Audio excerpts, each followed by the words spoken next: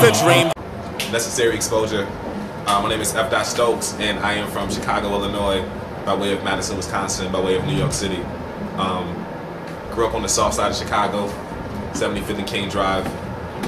You know, when I was 14, 15 years old, we used to rap, and we'd have to convince the dope boys to put up money for studio time and CDs and shit like that. And now, I guess, you know, years later, it's kind of the same hustle.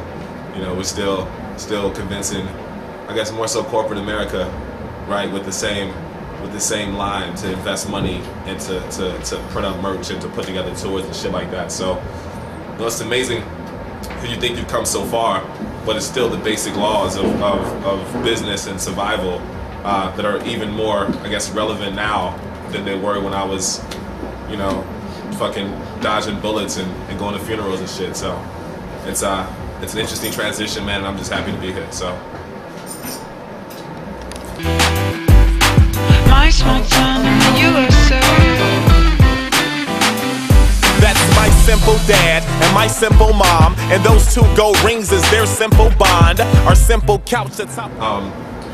Inspiration. I mean, I'd say a cousin of mine was a rapper when I was young, and I just loved that rappers were always cool and shit, you know. I knew being a rapper was the coolest thing ever when I was 13, 14 years old. I knew being a rapper was cooler than being a dope boy, because rappers actually have the platform to tell their story, and dope boys either get shot or go to the joint, you know what I'm saying? So it's like, man, this is kind of a cool medium. I can actually, like, I can be somewhat of an amplifier for my neighborhood. So I saw it as getting the message across and being the voice, and that has, you know, gotten me all over the world essentially. I've always saw rap as a passport. I've always saw it as a bridge to go to other countries and other places, not really as a job or something that,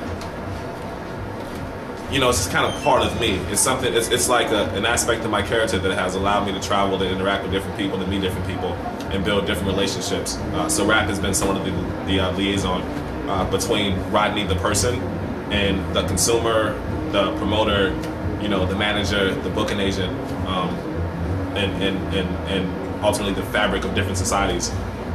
And I think I first learned that when I went to Australia in 2003. I was like, I was young and I did everything wrong on that tour, frankly.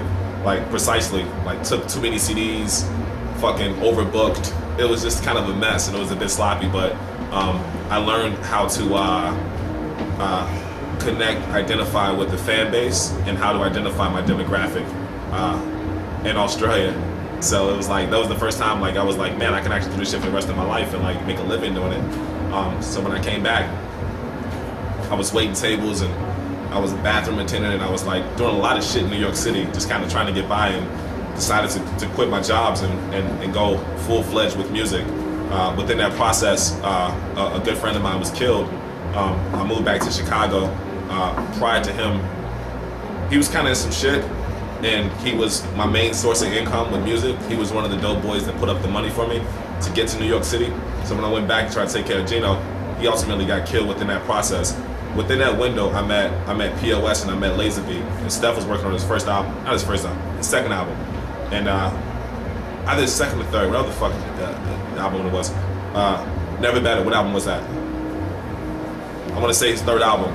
So I was in the studio with Steph, you know, just doing melodies and working with him, and Laserbeat was in the studio, and Laserbeat and Doomtree just showed me so much love out the gate. It was like, man, these kids are like lighting a fire up there in Minneapolis. And at that time, I'd never been to Minneapolis in my life.